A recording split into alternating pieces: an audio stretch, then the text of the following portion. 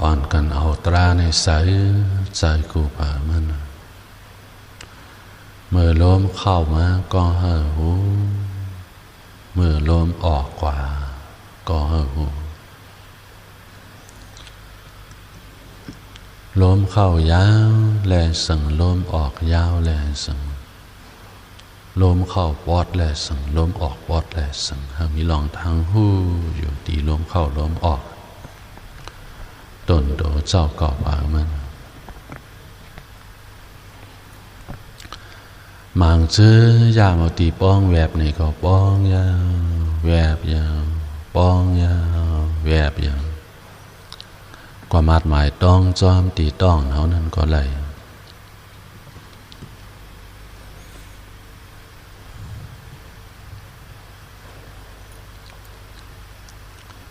เมื่อลมเข้ามาก็เห่อหูเมื่อลมออกกว่าก็เห่อหูมางปอกในเจ้าก็ลาดว่าเอาลมเข้าลมออกลึกๆอันว่านั้นเห่อหูเงาต่อปลายนะอันนั้นนะหลอกลายแผ่เดินอานาปานสติสมาธิในหลอกลายแผ่เดินมันมีอยู่16 ตอนนะเพราะว่าเขาแผ่เดินอานาปานสติสมาธิในนั้นนำสังวรมันเต็มมาเพราะไหนตีเหตุตราสติปัฏฐาน4เปิงกลุ่มโทนเลยตราสติปัฏฐาน4เปิงกายานุปัสสนาสติปัฏฐานเวทนานุปัสสนาสติปัฏฐานจิตตานุปัสสนาสติปัฏฐานธรรมานุปัสสนาสติปัฏฐานในมีอยู่4เปิงตีนสติปัฏฐาน4เปิงนั้นพอเขาแผ่เดินนำมากลุ่มโทนมาเพราะไหนในสัมคันติเหตุปอดสังกาตรา7เปิงมันกลุ่มโทนเตียนโทนปอดสังกาตรา7เปิงเป็นตราอันเคิงตาเตียพอหวนถึงหมากโผนิพพานนั้น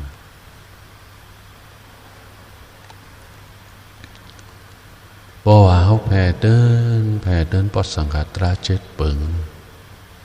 พอมันนำมากลุ่มเต็มโทนมาป้อนไหนกำในสำคัญเตะเธอวิกษาวิมุตติกลุ่มเต็มโทนกับในย่ามเมื่อเหลียวเนี่ยเขาฟ้องแผ่เดินตีลมหายใจเข้าออกอยู่เขาหลงหูจักลอกลายมันลอกลายเหตุการตราวิปัสสนาอันว่าในมังปอกมังเหล่านี่เขาหลุดเลยเอาสมถะกวาดตั้งหน้าเสียวิปัสสนาจอมมาภายหลังมันมังปอกนะเขาสำรวจเอาวิปัสสนากวาดตั้งหน้าสมถะจอมมาภายหลังมังปอกเนี่ยเขาหลุดเอาสมถะดังวิปัสสนากวาดจอมกันกำเดียวมังปอกในสำโลตุยจำธรรมะตราหลองมันพุ่งปิวอยู่ที่ตั้งเลยใจเขานั่นนะภาษาบาลีได้เนว่าธรรมุทัสสะเนเอาลอกไล่เราเสียมว่าอติกาเปิงหลวงมันเขาหลวงพอหันหลองมันเปลี่ยนมันดูเมื่อลมเข้ามาก็เห่อหูเมื่อลมออกกว่าก็เห่อหูลมเข้ายาวแลสังลมออกยาวแลสังลมเข้าปอดแลสังลมออกปอดแลสังหากมีลองตามหูอยู่ตีลมเข้าลมออกเจ้าก่อนในเสียเอาตีลมเข้าลมออกนั้นบอกเข้ากำ10 กำอ่อนเสียแลกำไหนเอาเนียนเป็นเหยาวกัดด้วยจอม เงาตราเฮานั่นนะอันเจ้าก็ใครลาดว่าเงาตราเนี่ยตีเลยมันก็ใกล้ปอเสียปนลองมันสั่นพินพอนมันตอดมันเตียนมังก็นั่นมันก็มีที่ตั้งผ่าตีนเงาตรามันความอันว่าฝ่าตินอันว่านั้นมันมีแต่มันเป็นสมุติบัญญัติไว้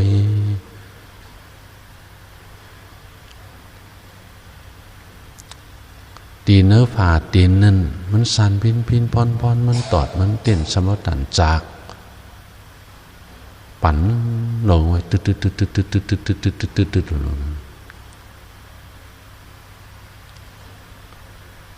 ลองมันปั่นตึ๊ดนั้นเอาเนี่ยมันก็ยื้อจับเสียเลยตัวจอมันอย่าไปก่อว่าสั่งมันนะโดหูจอมันก็เพราะแต่มาเอาตีเนื้ออานาปานสติสมาธิลาดว่าป้นไหนถ้วยล้มเข้ายาวแลสั่งถ้วยล้มออกยาวแลสั่งหูจอมลองมันยาวเสียอยู่เศร้าจอมมัน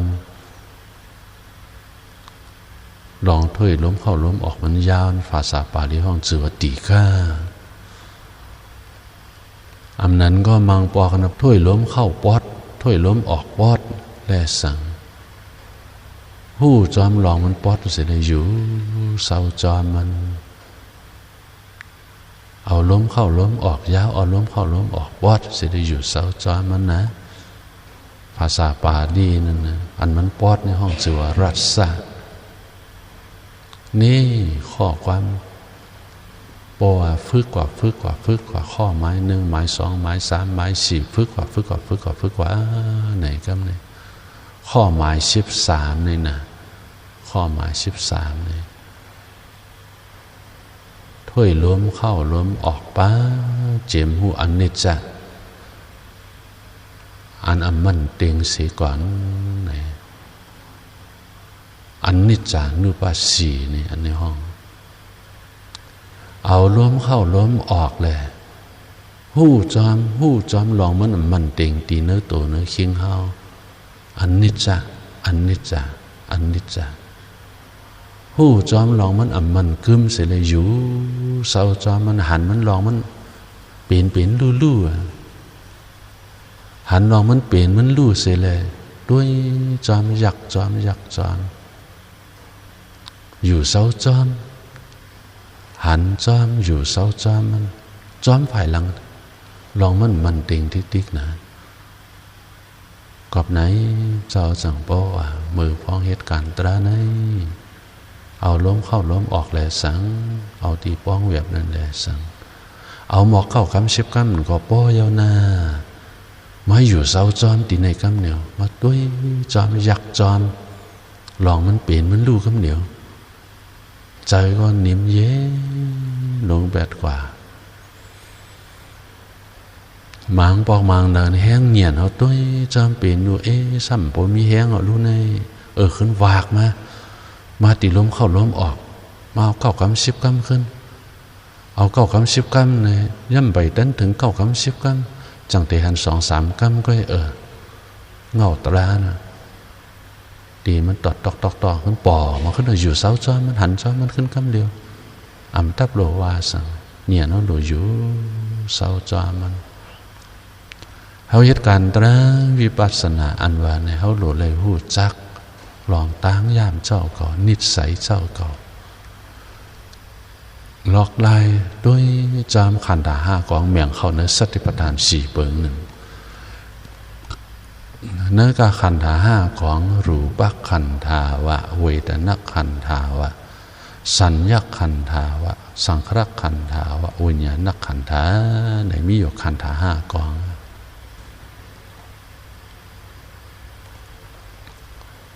โอวาตีเนื้อขันธ์5กองเขามาเมียงเข้าตัวจอมตีเนื้อสติปัฏฐาน4 เปิงพ้นไหนรูปขันธานั้น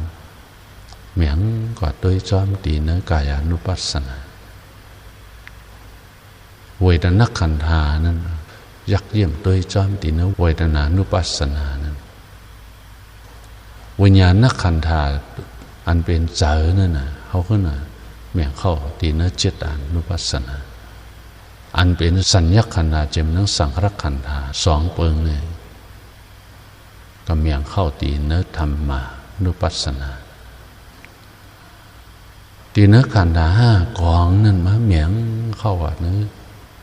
สติปัฏฐานสี่เปิงนั่นกับด้วยจอมเนินพ้นไหนพวกกูก็แล้วว่ามีตัณหาจริตผู้อันมีตัณหาจริตเนียนปัญญาอ่อนเทิงทื่อนั่นน่ะหลุดด้วยจอมยักจอมกายานุปัสสนาได้ว่าอันนี้เดี๋ยวเฮ็ดให้เจอมันจนจากเขาเสเลยฟ้าเขาหลวงหมอเลิกนะหมองำจอมจริตตั้งยามเจ้าเก่านะอันนี้นะปีนั้นสติปัฏฐานสี่เปิงนั่นพ่อจริตตั้งยามมาลาดว่ามันเนี่ยมันมีสองเปิงก็หลุดหมอยักษ์หมอแมงเพชรหนมตุ้ยจอมันตัณหาจริตและทิฏฐิจริตตัณหาจริตมะเมียงออกมาสองเปิงขึ้นผู้อันมีตัณหาจริตเงียนปัญญาอ่อนเทิงทื่อนั้นว่าโหลดด้วยจอมยักษ์จอมกายานุปัสสนาเงียนปัญญาอ่อนเทิงทื่อนะอะโลเปิ่นปฏิปัตตระเปิ่นเปมาเจียวป่องเจียวแรงเก่าข้าในเปมาเงียนเก่าข้าเปมานึกเจ้าเสียลาดอยู่ก็เก่าข้าไปป้าป่องใจอะโลการตั้งหัวตั้งหันลองหงเห็นก็เก่าข้าอะไรขึ้นมาอะโลเปมาเหลือใจเปมาเหลือใจเงียนปิญญาก็เปมาอ่อนเปมาเทิงทื่อพวกไหนโดยจอมกายานุปัสสนาแล้วว่าอันนี้มาตีนึกอัตถคถาเขาเจ้าเนี่ยข้อหมายสองผู้อันมีตัณหาจริตเนียนปัญญาฟ้าฝ่ายนั่นนะโหลดด้วยจอมเวทนานุปัสสนาว่ามีตัณหาจริตเหมือนกันตัณหาจริตอันข้าไล่หันอันนั้นก็ข้าไล่ในก็ข้าไล่ก็แล้วบทด้วยจอมดีเนกายานุปัสสนาเพราะไหนอันนี้เดี๋ยวเฮ็ดให้เจอกิเลสานกเนื้อเจอเจียวป่างเจียวเลี้ยงเป็ดกว่าเจียวมางพอเป็นตัวเจ้าเต้เดี๋ยวเลยว่าเหยียนเถิงทื่อในก็ว่าอยู่ไว้ก็เปิดสังเจอเปิดเห็นดีก็เปิดเย้าตอกตาว่าอันนั้นว่าในว่าเจ้าเขาเจอเห็นอยู่ก็หนามกว่าจอมเลยจอมหนังเขามีอะไรจึงหือเขาไปจอมอันเขามีเงียนปัญญาโดยจอมก็เป็นตัวเจ้าเขาในเจ้าก็ด้วยจอมกายานุปัสสนามาเมื่อเจ้าเตจะหันตรานั้นหันที่เนื้อผ่ามือโดยเจ้าลาดย้ำมือเหลียวเนื้อผ่ามือเจ้าสัมพคมที่คิดรอดอย่างนี้เงาตราตีย่อเกี่ยวเขามีตีเลยก็ขัดด้วยจอมตีนั่นแหละโตนิ่มเจอนิ่มนะเอาเนี่ยซักไส้ไปจอมตีเนื้อตัวเนื้อเจ้าเมื่ออ่อนๆนั้นเมื่อเจ้าติจะปฏิบัติรานั้นเมื่ออายุ16ก็เป็นแม่เจ้าเกจูเนี่ยก็เป็นปีนางขับขึงเฮ้ปล่อยคำสั่งเจ้าก็เลยคำสั่งจอมอายุ16ตีหอเฮิรนเย่มีปีน้อง3ก็และอู้เมาก็1 4ก็ปีนั้นเฮ็ดปล่อยคำสั่งตีเนื้อเวงมีเศร้า1เจ้าอย่าหันร้องป้า1เป็น21อยู่ที่จ้องห้อง7 วันขึ้นก็อยู่ที่จ้องกรรมฐาน14 วันเลยเต้นังภาวนากรรมฐานเมื่ออายุ16หู้จักลองปีที่ตัวเมาเจอเมานั้นหู้จักว่าเมื่ออายุ16ก้อยหนายังไปเบาป่องใจตราต่อมาอายุ19ขึ้นมาเฮ็ดตรงนะป้ายขึ้นปฏิบัติก็ไหนก็ยังไปเบาป่องใจตราอันนึงเป็นสมถะตราอันนึงเป็นวิปัสสนาสืบเหตุมาอยู่เสียตาก็อย่า ต่อเพราะว่าเป็นยาห้าเนี่ยในก็ลิกก็เห็นหาตั้งหูตีหนึ่งได้ตีหนึ่งอันแล้วเป็นสมถะอันแล้วเป็นวิปัสสนาก็ยังไปปองต่อเพราะถึงที่อายุมามี25เข้าเนี่ย26มากำไหนเอาสับพิถอยหัวหมาเนี่ยหาตราตีหนึ่งได้ตีหนึ่งตีหนึ่งได้ตีหนึ่งบุยกับปองเจอจังกับปองเจอตราตีเจ้าเมาหลงเป็นลูอันว่านี่จังกับปองเจอตราตีนั้นดีดีก็เปิดเจ้าเขามีฉานนั้นมังปอกเอาล้มเข้าล้มออกในแจมแห้งมังปอกเอาตีป้องแวบเมื่อย้ำใจฟงปิวมานั่นป้นไหนเกาตีฮิตจึงหือเฮาใจเกาป้นนิ่มเกาตีฮิตจึงหือเฮาใจป้นนิ่มอะโลใจสัมปสุกสักกันหมดนะเอาจอมดอกลายสุดนู่นนะถ้อยล้มเข้าล้มออกแห้งๆก็ยังไปว่าปองใจเป็นด้วย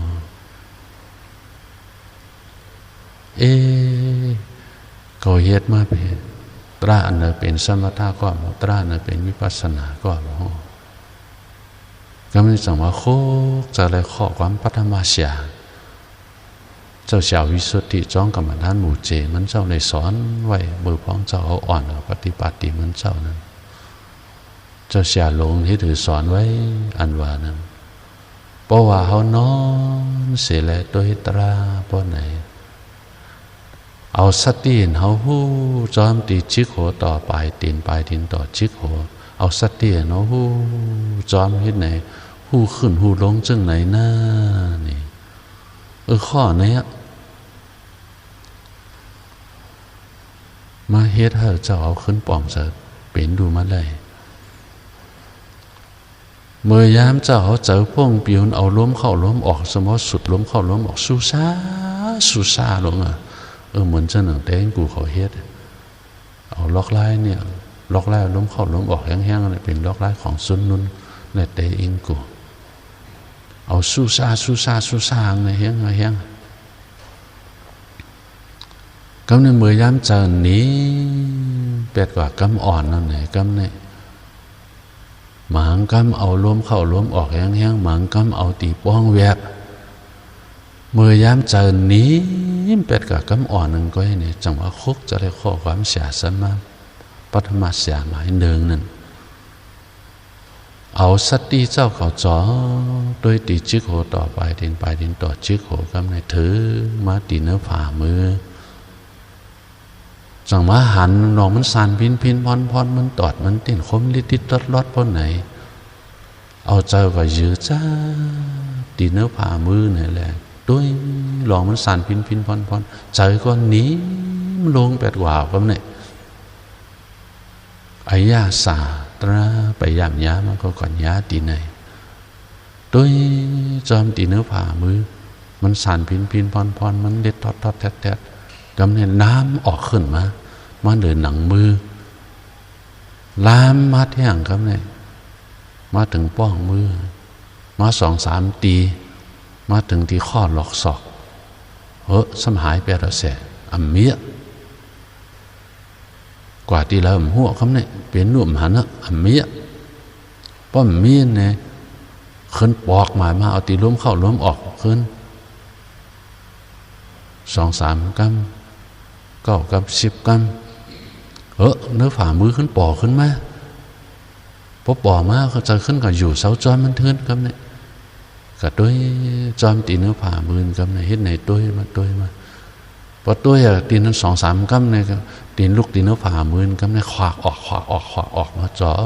ดมาตีเนื้อตั้งตัวอันเจ้าเต้หันเป็นลูกตีเนื้อตัวเนื้อเคียงเต้หันตีเนื้อผ่ามือเนี่ยครับเนี่ยเจ้าจังลูกตีเนื้อผ่ามือเนี่ยก็ไม่สุดตัวมาครับเนี่ยตัวมาก็ไม่ป๋องมาเป็นดูมาก็ไม่สมาขำสังแท่งมาขำตีตุ๊กเข้าเวทนะอันมันเจ็บอย่าแสบหลงเนี่ยมีวันหนึ่งเนี่ยก็เนี่ยหัวเข่าเนี่ยมันเจ็บนี่แหละเจ็บก็มันใจตีเฮ็ดถือบางกำก็เอาล้มเข้าล้มออกแห้งบางกำก็มาจู้ตีฝ่ามือ เสร็จแล้วมากำในต่อมานั่นลองมันเจ็บอย่าเสียบลงแห้งนั่นต้องสอดกล้องจอมเป็นลูกตีนิ้วผ่ามือให้มังคำล้มเข้าล้มออกมังคำมาตัวตีมันผ่ามือมันสั่นพินพอน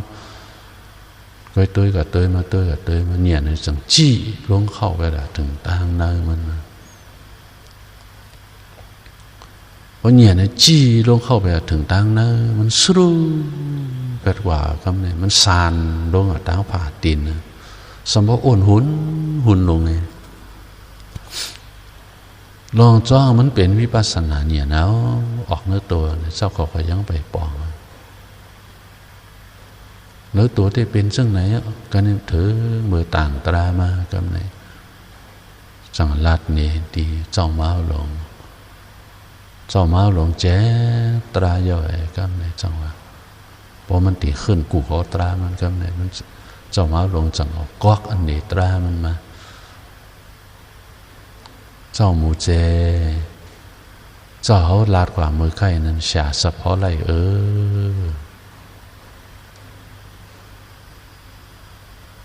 อันในหน้า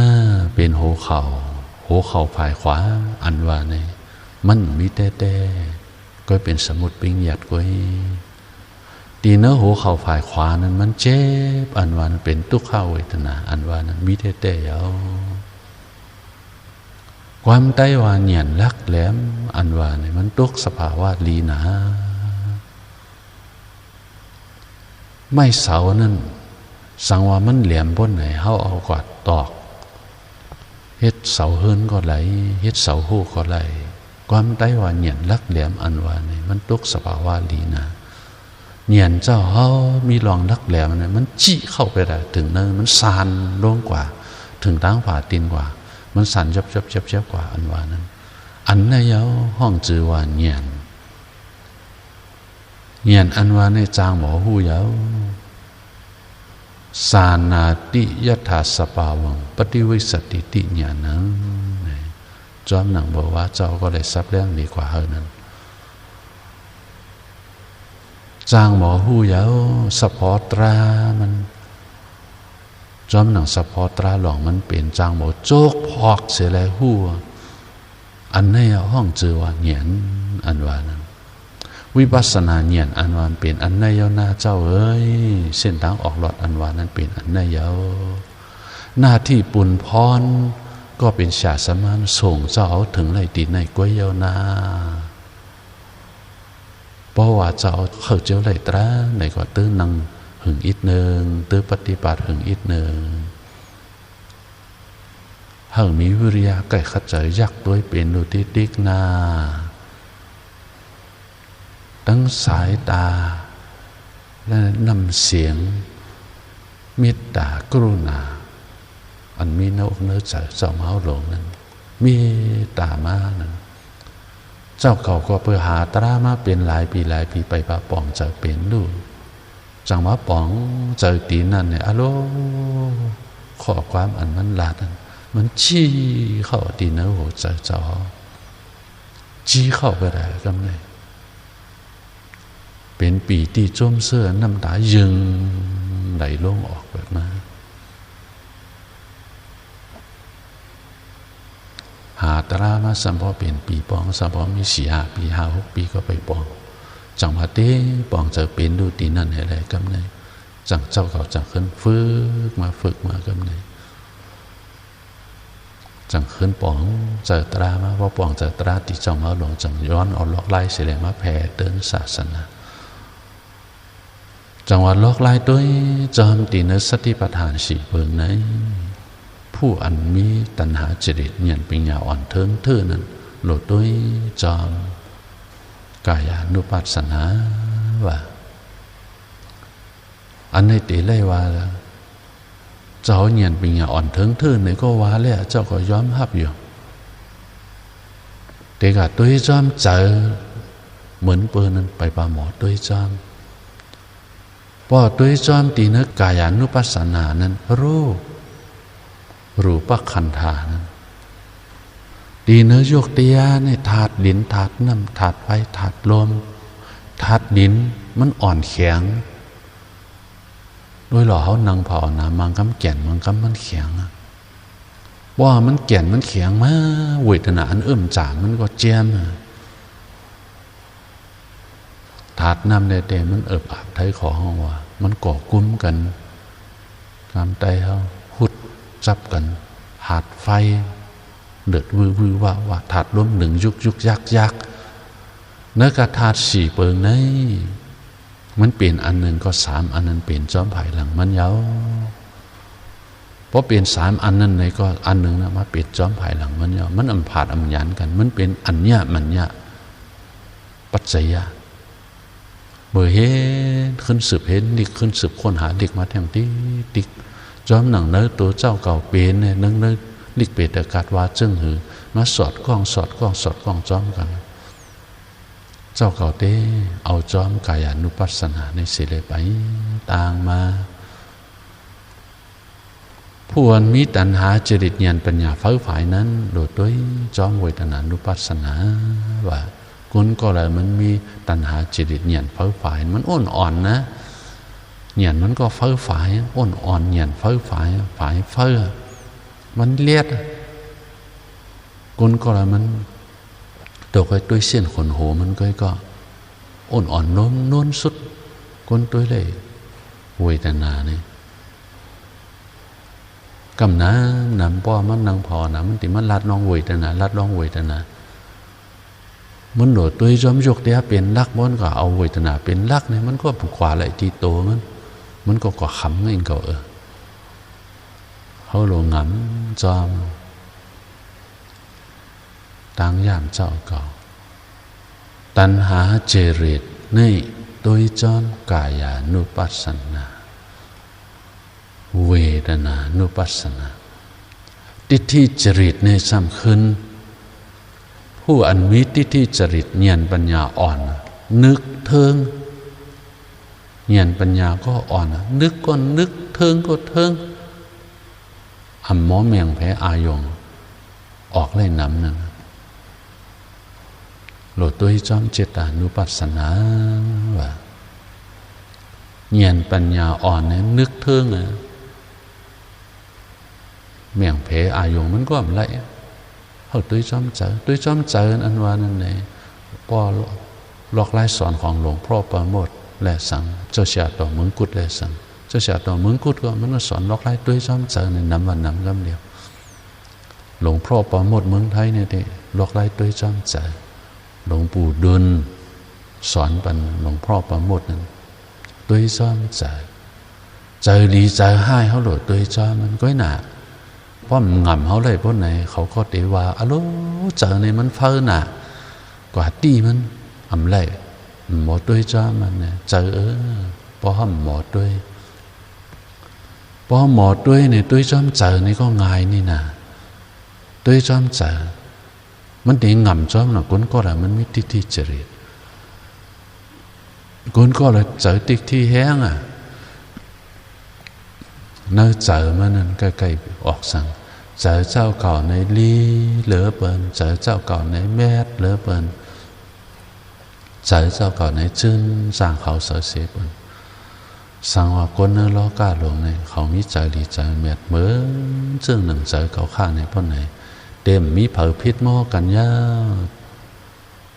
เจอเจ้าเก่าหนึ่งกำเนี่ยมันออกมาอันไหนพ่อไหนด้วยจอมตีเจอนั่นแหละพอตัวจอมเจอเนี่ยตัวจอมง่ายอีสังเขาหันก้อนหนึ่งเนี่ยก้อนหนึ่งมันเหมือนกันเนี่ยหมังก็ดีหักหมังก็ดีจังเนื้อเจอมันเตะออกอะโลตัวหันลูกหลานลูกหลานเปิ้นเนี่ยสังก็เหมือนกันลูกหลานเปิ้นอะโลหมังก็หน้าตาหลีเลยเสียหน้าตาหลีซ้ำมิลองเย็นไงหลีหมอต้านหมอลาดเขาหันหน้าตาเขาค่อยก็เจอพวกกัดเย่ลงแปดกว่าดีฮักดีแป้งน่ะหลานก็เนี่ยดีฮักดีแป้งเต้เนาะเจอของเขาป่อมันดีฮักดีแป้งนะตัวจ้องตีเจอจนลูกหลานเปิ้นหนึ่งเขามังก้อนนั่นอะโหลหน้าตาก็อ่ำดีเยี่ยมดีด้วยลองเจียงตั้งย่ามก็อ่ำลี พอลาต่อมันมาแตนเดียวมันตีตอบเขานะสมังแบบลิ้นปิ้นตาเขาเฮก่อนอะโลเอลูกเอหลานก็เนี่ยตัวหน้าตามันเนี่ยดีหวยหั่งน่ะดีเหม่อดีจ้านน่ะดีเยี่ยมดีด้วยเสียเนี่ยเนื้อเจ้าหันก้อนหนึ่งดีหักหันก้อนหนึ่งดีจังคนก็ในหลีหักแป้งน่ะคนก็ในหลีจังน่ะเจอหักเจอจังเจอหักเจอจังเนี่ยมันปอนน้ำหนักเนอะนะเจอเขาหนึ่งวันนี่ตัวที่ชอบสองอันนี้ก็แหละโหปึ้งอ่อนตางมันเพราะว่าเขาป่องเจอสองอันในลีดีเพราะว่ากว่านี่เจ้ามันตีหมดตัวกว่าเจอเจ้าเก่าในลีเหลือเปิ้นเจอเจ้าเก่าในแมดเหลือเปิ้นเจอเจ้าเก่าในเจิ้นสร้างเขาเสียเปิ้นสังว่าคนเนรกาลงในเขามีใจหลีจังเมียดเบิ้งจึงหนึ่งใจเขาในป้นไหนเดี๋ยวมีเผาพิษหม้อกันเย้าในสองมันกำออกอันนั้นนี่นะตัวจอมใจแหละลีเหลือเปิ้นเมียดเหลือเปิ้นต้อนเหลือเปิ้นอันวานมันเป็นใจหมาหน้ากว่าขี้เข่งเปิ้นไว้ดีใจนั้นเขามาหันว่าเป็นเก่าซ้ำเป็นติ๊กที่ไว้สำคัญแนดสากจอมอยู่นั้นติ๊กซ้ำเป็นตันหาไว้ตันหาหมาหน้าติ๊กที่พระปัญจตราสารเปิงควักเมยไว้อยู่ตีนกน่าเจอมันกอบไหนคนก็เลยมันติดที่จริตนั่นปนไหนโดยจำเจอว่าติดที่จริตนังเก่าก็ให้น่ะผู้อันมีติดที่จริตเนียนปัญญาเฝ้าฝ่ายเมียงอายงมันออกเล่นน้ำนะโหลยักโหลตัวจำธรรมานุปัสสนาว่าเพราะว่าเมียงอายงมันเลยนะเพราะอันในป่อมาก็มันป่อมาจึงในสาเหตุอจองเป็นจึงหือมันหูหันถึงเงามันกว่ากำเดียวมันเมียงอายงมันเลยนะมันกัดแขนนะคนอันนี้ด้วยจอมอันเดอร์เซว่าอธิกาปึงดูเขาพอหันดอกมันเปลี่ยนมันดูหมายต้องอันนี้สังว่าเข้าหันได้ย่อยมันค้นคว้าด้วยเนื้อมาสติปัฏฐานอัฏฐกถานันตาอันนี้อัฏฐกถาเขาเนว่าไว้อธิกาเปิงโลงมันตัวอันไหนก็ยากตัวเฮาหันเป็นดูเอาล้มเข้าล้มออกมา9 กำ 10 กำอันเสกว่าอยู่เศร้าจอมอันเจ้าเหนียวย้ำเลยเส้นเลือดชิบประจรเฮามันตอดตรอกพอตัวตีนยาวไหนกำเนี่ยจิโกต่อไปตีนตีเหลือมันใกล้ๆปอดเสียเปินอันเจ้าเขาเหนีกว่าเหตุตัวตีเส้นเลือดชิบประจรเนี่ยตาก้นตั้งนำนะมันไปว่าเป็นเนียนเป็นอย่างคู่ของเจ้าเก่าเผอมันอันเนียนเป็นอย่างคู่ของเจ้าเก่าเผอมันนั้นโดมีเงาตรามันหนึ่งก็มันมี1 ตีอันเจ้าก็ใครลารตรากักซอคำอันว่านั้นตีเจ้าเก่าไว้สติงายไม่ตีเลยปริมุขำสติงอุปตาเปิดตัวอันเจ้าเก่าใครไว้สตินให้ยื้อจับต่ออายงกรรมฐานในง่ายๆนั้นไม่ตีเลยหนึ่งก็มันมี1 ตีเพราะว่าหันตีเงาตราแจงแรงหลีบ่ไหนให้มันสอดกล้องกันตีล้มเข้าล้มออกเนี่ยตีล้มเข้าล้มออกตัวเตะเอา3-4 กำก็เงาตรามันพวกก็ยักตัวเลยกำเดียวตีนั่นเป็นคู่ของเจ้าเก่าเผอมันนะอันเจ้าเก่าเนตัวเฮาตีเฮมเส้นเลือดชิบประจรเฮาเส้นเลือดเฮามันตอดเตี้ยเนี่ยตาก้นตั้งนำนะอันนี้พอเจ้าว่าก้อนในตัวตีในนะก้อนในตัวตีในนะอันมันมีตียิบตีกำเนี่ยตาก้นตั้งนำเฮาตัวตีเฮมเส้นเลือดชิบประจรเฮาก่อนมันตอดตรอกพอตัวตีในยาวไหนกำเนี่ยตีเหลอมันใกล้ๆปอเสเปินกำเนี่ยตาเนียนตัวเจ้าเก่าคู่ของเจ้าเก่าก็อยู่เสาจอมเงาตราเจ้าเก่านั้นพอสืบตัวกว่าเนี่ยลูกตีเงาตราเจ้าเก่ามันตีแจงเลี้ยงดีมันนำมาชิโกต่อปลายตีนต่อชิโกมันตีแจงแรงมาพอสืบตัวกว่าติ๊กตั้งล้มเข้าล้มออกเลยตีเห็นเงาตรานะตีเป็นดูว่ามันสอดกล้องกันไว้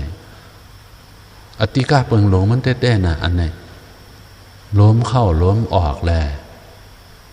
เงาตราเจ้าเก่ามันสอดกล้องจ้อมกันไว้หันเป็นดูอันในพ่อนึกอานาปานสติลาดว่าป้นไหนมันเป็นข้อหมาย13โจพองตัวเป็นดูมังก็นั้นหันเป็นดูจอดทั้งโตเสกำเนี่ยจังเตเข้าสู่ถึงมรรคผลได้ มังก็ยังไปตั้นจอดนะก็เพิ่งมันมีแห้งเหนียนต่างเนื้อปริกามตรามันแห้งอ่ะทีนั้นโจพ้องตัวเป็นหนูเหมือนตึ๊ดตึ๊ดตึ๊ดตึ๊ดตึ๊ดบางพรับเนี่ยพอหันเป็นหนูสุดกว่าเย้ามือมันเตะสุดนั้นมันเหือตั้นหู้พอมันหู้ไว้ท่าไว้อ่อนตั้งมันเข้าไหลมันเป็นหมาเรียนอ่อนตั้งพานไว้พานใครออกมาอยู่เนื้อเยื้องนั่นหมาสมัยเรียนอ่อนตั้งมันพ่อไหนพานก็คือออกมาตราเนื้อโตนี่ก็เหมือนกันนะตรามาเป็นกำอยู่มังกรมันดังเผานะมันเพชรกว่าเป็นกำนั่นตรามาอยู่เองเตรนไปปะเพนไปปะเข้าไหลกอบไหนเจ้าสั่งพ่อว่าไว้วางเจอเปลี่ยนกลางหน้าอย่าไปเขียนอย่าไปมิงอย่าไปจึงกั้นอย่าไปนอนเจนึกสมาธิไว้วางเจอเปลี่ยนกลางอุปิขาเสียเลยตัวจำอ่ำยินดียินให้มันโจพ้องตัวเป็นนูนมังกรเหมือนหนังไฟฟ้ามาสดปรุบเนี่ยหันเป็นนูสุดแปดกว่าพอหันเป็นนูสุดแปดกว่าเข้าสู่ถึงมากกว่าพอมากมากเนี่ยก็โผล่เนี่ยจ้อมมาภายหลังมันกำเดียวพอคนเป็นคนเหยียนแรดเนี่ยก็โผล่นั้นมี3 ขนาดพอคนเหยียนเทิงเนี่ยก็ตี2 ขนาดครับเนี่ยเข้ากว่าตีเนื้อเผาวังกัด7 เหมือนจึงหนึ่งคนนอนรับกว่าตีในมังกรก็จูบแผบตาเน็ตมือกันไปทราบว่าขนาดเหยียนขึ้นป่อขึ้นมาอย่างมังกรนั่นตีในเข้าตีเนื้อเผาวังกัด7 เหมือนจึงหนึ่งคนนอนรับนั่นมังก็กว่าอยู่ตีใน3 นาที5 นาที10 นาทีเป็นเครื่องโจมองเป็น1 โจมอง2 โจมองก็เปลี่ยนไรตีในมังก็นะป้อน1 โจมองเลยกว่าเนี่ย